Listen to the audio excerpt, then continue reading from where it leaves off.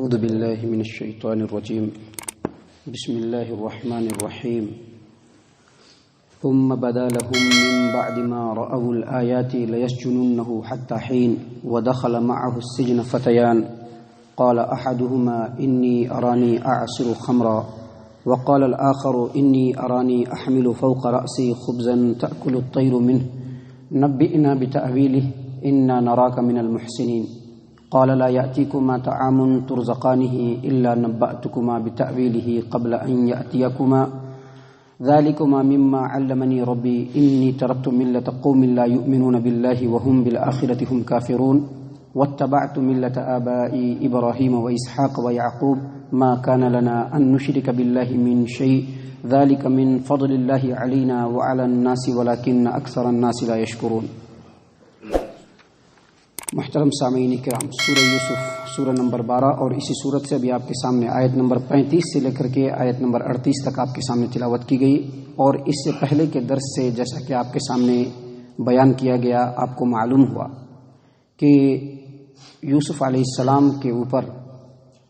عزیز مصر کی بیوی زلیخا جب فریفتہ ہو گئی اور اس کا چرچا جب شہر میں چلا تو خاص طور سے عورتوں کے درمیان اس کا چرچا چلا، تو عورتوں نے عزیز مصر کی بیوی کو بہت لعن طعن کیا اور کہا کہ دیکھیے ایسی عورت ہے جو اتنے بڑے امیر کی بیوی ہے اور غلام کے اوپر لٹو ہوئی اور غلام بھی اس کے ہتھے نہ چڑھ سکا. تو عزیز مصر کی بیوی نے یہ تمام مکرانہ باتوں کو سن کر کے تمام عورتوں کو مدعو کیا، اور جب مدعو کیا ان کے ہاتھ میں چھری دی اور یوسف علیہ السلام کو ٹھیک اسی سمے چھری اس لیے دیا تاکہ وہ پھل کاٹ کر کے کھائیں، اور اسی وقت یوسف علیہ السلام کو ان کے سامنے آنے کے لیے کہا. تو یوسف علیہ السلام کی خوبصورتی، آپ علیہ الصلوۃ والسلام کا حسن اور بزرگی کو دیکھ کر یہ تمام کی تمام عورتیں مدہوش ہو گئیں اور سبوں نے اپنے ہاتھوں کو کاٹ لیا. محترم سامعین کرام، اس کے بعد نہ صرف یہ کہ زلیخا بلکہ تمام جو رؤوسا اس وقت حکمرانی کے تھے، حکمران کے جو رؤوسا تھے، ان کی بیویاں، ان کی بیگمات، تمام کے تمام نے اپنے دل کے اندر یہ تہیہ کر لیا کہ موقع ملے گا تو یوسف کو اپنے دام فریب میں ضرور پھنسا کر کے چھوڑیں گے. ان تمام حالات کو دیکھ کر کے یوسف علیہ السلام جو ایسے آزمائش میں گھڑے ہوئے تھے، اللہ تبارک و تعالیٰ سے دعا کی کہ اللہ تبارک و تعالیٰ یہ جو آزمائش ہے اس کے بدلے میں قید خانے کو پسند کرتا ہوں، اے اللہ تو میری اس دعا کو سن لے. اللہ تبارک و تعالیٰ نے ان کی دعا کو سن لیا اور عورتوں کے مکر و فریب سے ان کو محفوظ کر دیا. آگے اللہ تبارک و تعالیٰ بیان کرتے ہیں کہ عزیز مصر کی بیوی کی جو حرکت تھی تمام عورتوں کے اوپر ہی نہیں بلکہ تمام جو اس وقت کے رؤوسا اور اعیان حکومت تھے ان تمام کے اوپر واضح ہو گئی کہ یوسف علیہ السلام بالکل پاک باز ہیں، پاک دامن ہیں. قصوروار جو ہے وہ عزیز مصر کی بیوی زلیخا ہے، لیکن ان تمام باتوں کے باوجود ان لوگوں نے بہتری، بھلائی اور مصلحت اسی میں سمجھی کہ یوسف علیہ السلام کو ہی قید خانے میں کچھ دنوں کے لیے ڈال دیا جائے. اللہ تبارک و تعالیٰ فرماتے ہیں ثم بدا لهم من بعد ما رأوا الآیات لیسجننہ حتی حین. ان تمام باتوں کو جان لینے کے بعد بھی، ان تمام نشانیوں کو دیکھ لینے کے بعد بھی ان لوگوں نے مصلحت اسی بات میں سمجھی کہ یوسف علیہ السلام کو کچھ دن کے لیے قید خانے کے اندر ڈال دیا جائے، کیونکہ اب اکیلے زلیخا جو ہے وہ قصوروار نہیں تھی بلکہ اس وقت کے جتنے بھی رؤوسا اور اعیان مملکت تھے ان تمام کی بیگمات اس جرم میں شریک ہو چکی تھی. اب کس کو جیل میں رکھا جائے تو بس یوسف علیہ السلام سامنے نظر آئے، یوسف علیہ السلام کو ہی ڈال دیا گیا. اس سے یہ پتہ چلتا ہے کہ اس زمانے کی جو مصر کی جو تہذیب تھی اس میں خاص طور سے یہ جو بڑے رؤوسا تھے ان کی بیگمات کے سامنے ان کی جو بے بسی تھی وہ بالکل واضح، اور ساتھ ہی ساتھ اس وقت کی جو حکومت تھی اس کی جو پالیسی تھی وہ بھی جس کی لاٹھی اسی کی بھینس. یعنی رؤوسا جو تھے ان کی بیگمات تھی، ان کے ساتھ کیسے سرزنش کی جائے، تو سامنے یوسف علیہ السلام نظر آئے، ان کو ہی قید خانے میں ڈال دیا. اور قید خانے میں ڈالنے کی وجہ یہ تھی کہ کچھ دنوں تک یوسف علیہ السلام انڈر گراؤنڈ رہیں گے تو یہ لوگ جو ہیں اور خاص طور سے زلیخا اور جو عورتیں ہیں وہ یوسف علیہ السلام کے اس واقعے کو مکمل طور پر بھول جائیں گے. محترم سامعین کرام، اس طرح سے یوسف علیہ السلام قید خانے کے اندر چلے گئے، اور اس کے بعد جو معاملہ ہوا اللہ تبارک و تعالیٰ آگے بیان فرما رہے ہیں. اللہ فرماتے ہیں کہ وَدَخَلَ مَعَهُ السِّجْنَ فَتَيَانِ. یوسف علیہ السلام جب قید خانے میں گئے تو ان کے ساتھ دو اور قیدی قید خانے کے اندر گیا، اور یہ دونوں، ایک جو ہے وہ شاہ مصر کا نان بھائی تھا یعنی روٹی بنانے والا، اور دوسرا جو تھا وہ شاہ مصر کو شراب پلانے والا یعنی مشروبات جو ہوتے ہیں وہ پلانے والا. اور ان دونوں کا جرم بعض مفسرین نے یہ بتلایا ہے کہ اس نے جو ہے شاہ مصر کو زہر دے کر کے ان لوگوں نے مارنے کی کوشش کی، اور بعض مفسرین کے قول کے مطابق بعض دعوت کے موقع پر ان لوگوں نے صفائی کا خیال نہیں رکھا تو اس سے ناراض ہو کر کے بادشاہ نے ان دونوں کو قید خانے کے اندر ڈال دیا۔ تو بہرحال جو بھی معاملہ ہو، دونوں کو ایک جرم کے تحت قید خانے کے اندر ڈالا گیا، اور اسی وقت یوسف علیہ السلام بھی قید خانے میں داخل ہوئے۔ اور کچھ دنوں کے بعد ایک ہی رات میں ان دونوں نے خواب دیکھا، ایک ہی رات میں دونوں نے الگ الگ خواب دیکھا۔ ایک نے خواب کیا دیکھا؟ ایک نے خواب یہ دیکھا کہ میں اپنے آقا کو شراب پلا رہا ہوں، مشروب پلا رہا ہوں، اور دوسرے نے یہ دیکھا کہ میرے سر کے اوپر روٹی ہے اور اس روٹی کو پرندے نوچ نوچ کر کے کھا رہے ہیں۔ اور جب دونوں نے خواب کو دیکھا تو اس کی تعبیر کے لیے یوسف علیہ السلام کو ہی منتخب کیا۔ کیوں؟ کیونکہ یوسف علیہ السلام جب سے قید خانے میں تھے اپنے بلند کردار، بلند سیرت اور اعلیٰ اخلاق کی وجہ سے پورے جیل کے اندر بالکل مشہور ہو گئے تھے، اور کسی بھی معاملے میں انہی کی طرف رجوع کیا جاتا تھا۔ یہ دونوں کے دونوں یوسف علیہ السلام کے پاس آئے، اپنے خواب کو بیان کیا اور ان سے تعبیر پوچھی۔ اللہ تبارک و تعالیٰ فرماتے ہیں وَدَخَلَ مَعَهُ السِّجْنَ فَتَيَانِ، یوسف علیہ السلام کے ساتھ جیل میں دو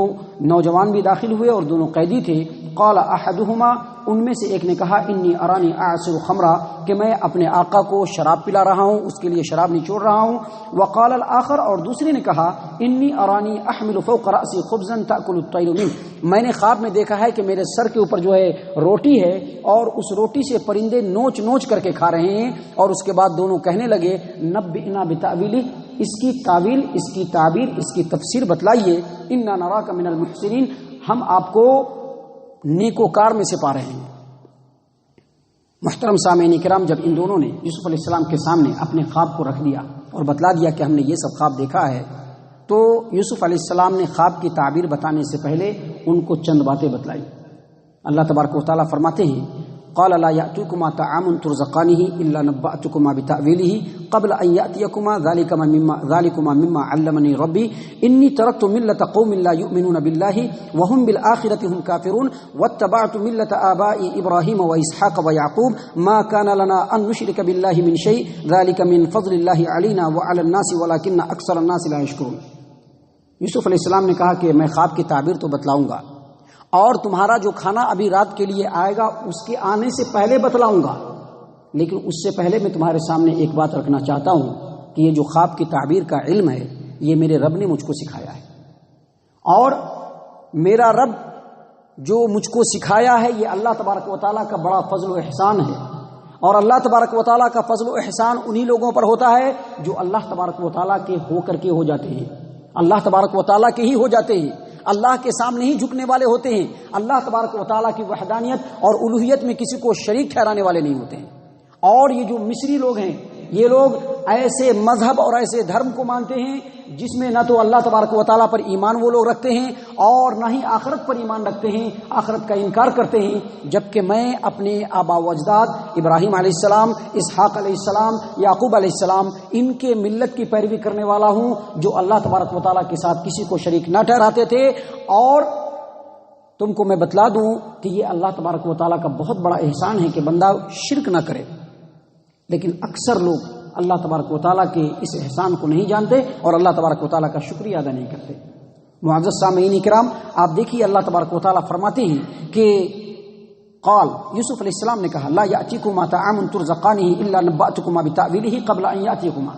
تمہارے پاس جو کھانا آئے گا اس کھانے کے آنے سے پہلے میں تم کو تعبیر بتلا دوں گا۔ ذالکما مما علمنی ربی، اور یہ جو خواب کی تعبیر ہے اس کو میرے رب نے مجھ کو سکھلایا ہے۔ انی ترکت ملت قوم لا یؤمنون باللہ وهم بالآخرۃ هم کافرون، بے شک میں نے اس قوم کی ملت کو چھوڑ دیا جو نہ تو اللہ پر ایمان رکھتے ہیں اور نہ ہی آخرت پر ایمان رکھتے ہیں۔ واتبعت ملت آبائی ابراہیم و اسحاق و یعقوب، البتہ میں اپنے آبا و اجداد ابراہیم، اسحاق، یعقوب علیہم السلام کی ملت کی پیروی کرتا ہوں۔ ما کان لنا ان نشرک باللہ من شیء، اور کسی بھی انسان کے لیے مناسب نہیں ہے، اس کے لیے جائز نہیں ہے، اس کو یہ حق نہیں ہے کہ وہ اللہ کے ساتھ کسی کو شریک ٹھہرائے۔ ذالک من فضل اللہ علینا، یہ اللہ تبارک و تعالیٰ کا ہمارے اوپر فضل ہے۔ وہ علی الناس، اور اللہ کے اوپر اور لوگوں پر بھی یہ اللہ کا فضل ہے، لیکن اکثر لوگ اللہ تبارک و تعالیٰ کا شکریہ ادا نہیں کرتے۔ یہاں پر دراصل قید خانے کے اندر ان قیدیوں نے یوسف علیہ السلام سے جب خواب کی تعبیر پوچھی تو خواب کی تعبیر بتلانے سے پہلے یوسف علیہ السلام نے دین کے اصول اور دین کی بنیاد جو ہے وہ بتلایا، اللہ کی عبادت کرنا، اللہ کے علاوہ کسی کو شریک نہ ٹھہرانا، اور جو سلف صالحین ہے ان کے فہم کی روشنی میں دین کو سمجھ کر کے اپنی زندگی میں اس کو شامل کرنا، یہ اصول دین ہے، یاد رکھیے گا، یہی اصول دین ہے۔ اپنی خواہش یا لوگوں کی دیکھا دیکھی دین کو نہیں سمجھنا چاہیے، بلکہ دین کو سمجھنے کے لیے سب سے پہلے توحید کو اپنے اندر شامل کرنی چاہیے، اور دوسرا جو سلف صالحین ہے ان کے فہم کی روشنی میں ہی دین کو سمجھنا چاہیے۔ یہاں پر جو اصول دین ایسے نازک موقع پر یوسف علیہ السلام نے قیدیوں کے سامنے جو تعبیر پوچھنے کے لیے خواب کیے آئے تھے ان کے سامنے جو بیان کیا، اس سے کئی باتیں ثابت ہوتی ہیں۔ پہلی بات یہ ثابت ہوتی ہے کہ دعوت التبلیغ کا یا کسی کو کسی حق بات کو سنانے کا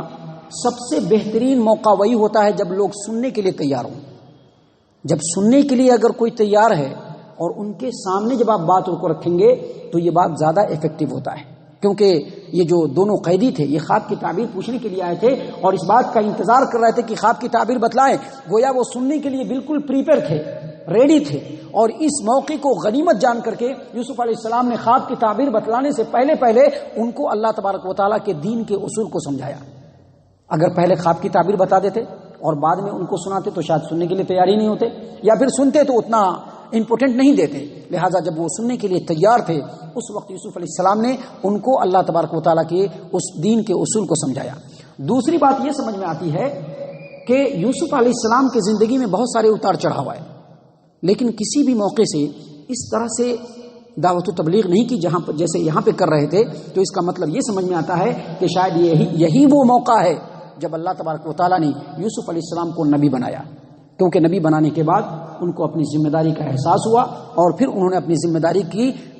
کا آغاز اور ذمہ داری کی شروعات یہیں سے شروع کر دی۔ اور تیسری بات یہ سمجھ میں آتی ہے کہ یوسف علیہ السلام نے اپنی دعوت و تبلیغ کے درمیان ابراہیم علیہ السلام، اسحاق علیہ السلام، یعقوب علیہ السلام، ان تینوں کا تذکرہ کیا۔ اس سے یہ پتہ چلتا ہے کہ مصر کے علاقے میں بھی ان تینوں جو بڑے اور اولو العزم نبی ہیں، ان تینوں بڑے نبی کا جو ہے شہرہ یوسف علیہ السلام کے زمانے میں مصر میں ہو چکا تھا، اسی لیے انہوں نے ان کا نام لیا۔ اور دوسری بات یہ بتلانا مقصود تھا کہ دیکھو میں جو دین کے اصول تمہارے سامنے پیش کر رہا ہوں یہ میری اپنی طرف سے نہیں ہے، بلکہ مجھ سے پہلے جو بڑے بڑے انبیاء گزرے ہیں انہوں نے بھی یہی تعلیم دی ہے کہ اللہ کے علاوہ کسی کو شریک نہ کیا جائے اور اللہ تبارک و تعالیٰ کی ہی تنہا عبادت کی جائے۔ اور